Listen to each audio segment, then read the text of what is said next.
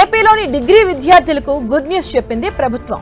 వచ్చే విద్యా సంవత్సరం నుంచి డిగ్రీ విద్యార్థులకు మైనర్ సబ్జెక్టుగా క్వాంటమ్ కంప్యూటింగ్ అలాగే కృత్రిమ మేధ మిషన్ లెర్నింగ్ కోర్సులను ప్రవేశపెట్టబోతుంది. ఇప్పటి వరకు బీటెక్ వంటి సాంకేతిక విద్య చదివే వారికి మాత్రమే అందుబాటులో ఉన్నటువంటి ఈ కోర్సులను సాధారణ డిగ్రీ విద్యార్థులకు ప్రభుత్వం అందుబాటులోకి తెస్తుంది.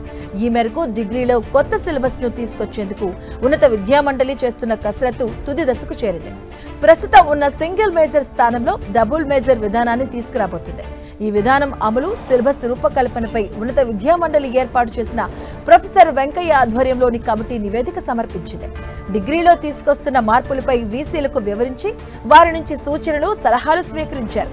ఉన్నత విద్యలో సంస్కరణల పేరుతో గత ప్రభుత్వం సింగిల్ మేజర్ సబ్జెక్టు విధానాన్ని తీసుకురాగా ఈ విధానంలో అన్ని రకాల సబ్జెక్ట్స్ ను విద్యార్థులకు అందుబాటులో ఉంచాలి అంటే ఎందరో అధ్యాపకులు అవసరము అన్నది పట్టించుకోలేదు.